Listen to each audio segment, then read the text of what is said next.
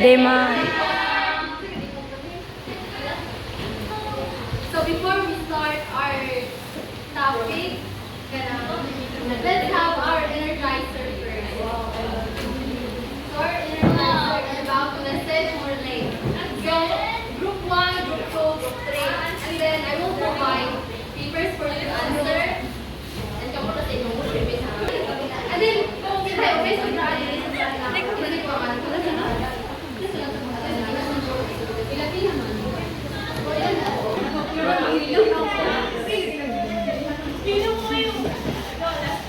Say question. Who created? If you know the answer, just pass the answer ha. Kung kabaw na starts with letter D. Ang first thing niya ay starts with letter D. Tapos ang iyang surname starts with letter Q. Di ba tayo for number 1 who created the taxonomy for the affective domain, David Caldwell and his collaborators. Number 2. Number 2. I-discuss ko pag Hada Chay.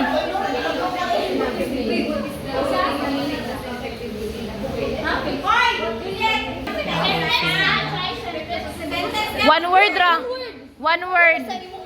This energizer serves as Assessment. assessment ha. Review, recap, Chay, recap. Recap sa topic.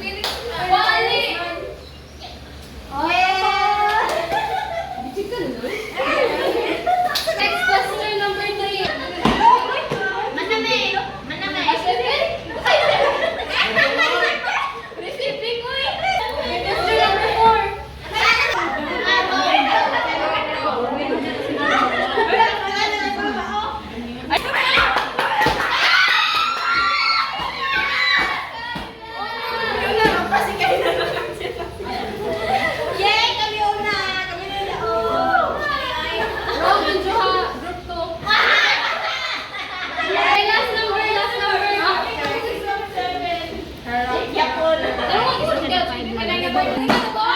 Being characterized. In order.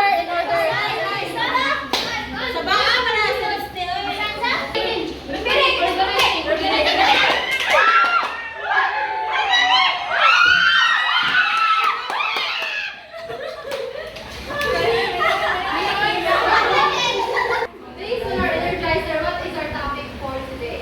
Consideration of Kristen's Affective domain. Affective domain. Do you have any idea? Our topic for today. What kind of affective domain?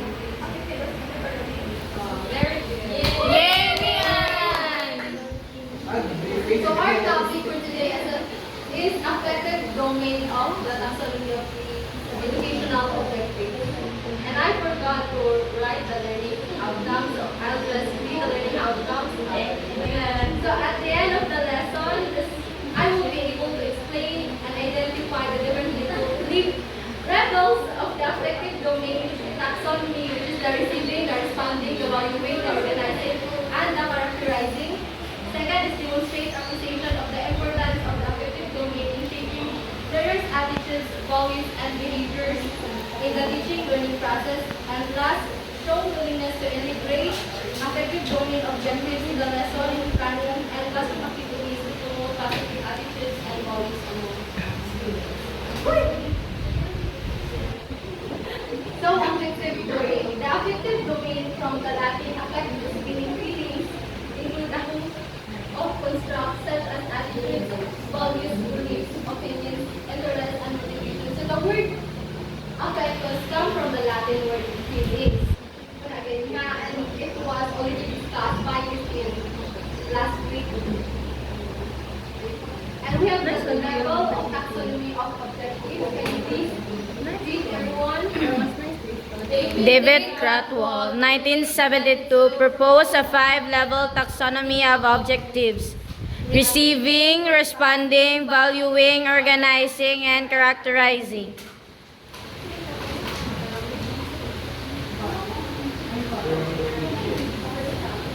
In a pyramid, receiving na siya sa pinakaubos kay ang receiving mo na ang lowest and basic. And and most basic and lowest standard. Also not responding. Next is valuing or organizing and characterization or characterizing. Sa report ni Christine, hindi na siya receiving, receiving to receive, responding to respond, valuing to value, organizing to organize, and characterizing to characterize. So, receiving. Please read this here, Gusta.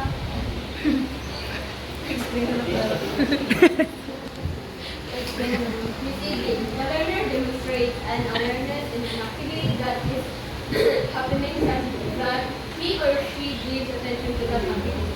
This level involves willingness to receive that like. Timolius. So, Explain. can you just give one example? Ay. It states that he or she gives attention to the activity. Go on. Please stand, Christine. Kanang ni Sa lesson na. kuan kay kanang ni kuan mo kanang ni Okay, thank you, Christine. So, as I've said, receiving is the basic and the lowest level of the taxonomy of affective domain. And this level, where the learner becomes aware of something and gives attention to it. When the students look at the teacher and lesson during a discussion or a lecture, they are showing awareness and willingness to learn. So, example, any a student listen quietly while the teachers speak. So, anak ko na, sila, i-receive pa nila ang knowledge, anak. I-absorb pa nila. Next, another example, a learner looks at the board when the teacher is writing.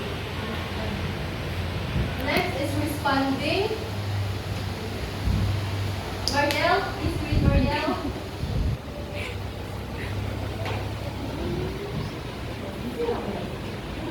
Responding. The learner acts the needed stimulus or information that has been received. If a learner participates in a class discussion and not merely listening, then the learner is level of ability. This behavior may be in compliance to a given task, voluntary engagement or doing an activity within class. So, responding or to respond, when I receive naman, sa example, ato kay, katong naminaw ang student ni teacher, well, ani, kung participate na ang student, para nang siya respond. So, at this level, the learner not only notice but reacts and participates. This could be answering questions, joining discussions, or doing an activity with interest. The learner is now engaged and interacting with the stimulus rather than just observing. So, ani, hindi na mag-observe ang bata. Mo na siya, mo participate na siya, mo react na siya, pwede na siya kanang mautanan ni teacher, pwede na siya, or mo answer. So, mo react na siya. Next is valuing. Valuing or doing value. Everyone, please read. This is the level where the learner demonstrates commitment to the object, knowledge, or activity. The learner has internalized a set of specific values such that these values are manifested through overt behaviors.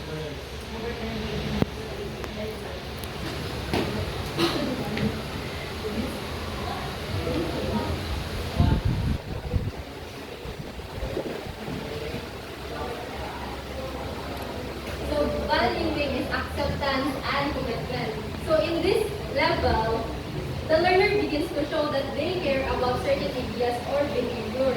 They start to act on their values even without being told. So, the examples of this level is a student picks up trash without being told. Okay na siya. Cleaning classroom or saving money for something educational shows that the students values cleanliness or learning. So, ani nga level, one siya, accept acceptance and commitment. Kita ay og makita na sila kakalabili na sila imo subuon. Bali, largo na sila mubuhat. Initiative. Organizing. Please read, Cheryl. Organizing. This is the level where the learner has internalized and integrated his or her feelings, emotions, beliefs, opinions, etc., resulting to actions where new values and traits emerge. The learner is able to discern independently the right from wrong, and he or she is able to make a decision on what is more valuable based on his or her own judgment. The learner combines different values and beliefs into a system. The learner can prioritize values, resolve conflicts between them, and making decisions based on personal judgment. And it shows that the learner can independently decide what is the most important and act accordingly. So our example here is a student who values both honesty and kindness, decides to tell a friend the truth but chooses words carefully so that as not para dili sila makasakit. So, ani nga level, kinakabaw na ang learners ko. Unsay ang iingon, unsay ang isulti, unsay importante. And one of the example na is kana unsaon bitaw mo kapingon nga. Okay, kahit ko, ilok ang tao without hurting that person. So, wala mo, mangita ka ang mga words nga, ang yung talagang sa person, is characterization or to characterize. So, characterization is living the values consistently. Please read, everyone. The learner demonstrates his or her beliefs and attitude not only in a single event or situation but in multiple events, showing consistency of the behavior that establishes an image or character of the learner. The behavior extends beyond the school setting and becomes part of his or her lifestyle. John, can you please give one example?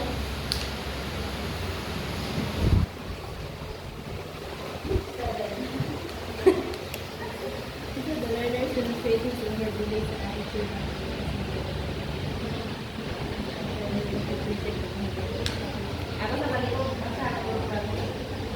Characterization. The learner demonstrates his or her beliefs and attitudes not only in a single event or situation, but in multiple events, showing consistency of the behavior that establishes an image or character of the learner.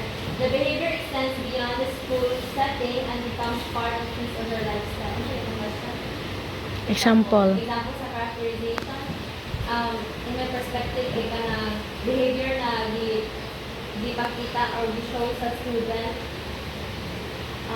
in a certain event, for example, sa a classroom setting, kana the way he or she behave, like if he or she listen attentively or not, and how he or she participates in the class.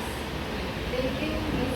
Yung kanang in accordance to his or her beliefs and So, characterization, kung ang receiving mao ang lowest, ang characterization mao ang highest level. So, in characterization, this is the highest level where values and attitudes become part of who the learner is. So, bali, na-absorb na nila, kaibaw na sila sa receiving, kaibaw na sila sa responding, kaibaw na sila sa panuwi, kaibaw na sila sa Organizing. sa characterizing, na-absorb na nila to. Mura na-adapt na nila. So, their behavior is consistent across different situations inside or outside school. Their values become part of the character or personality.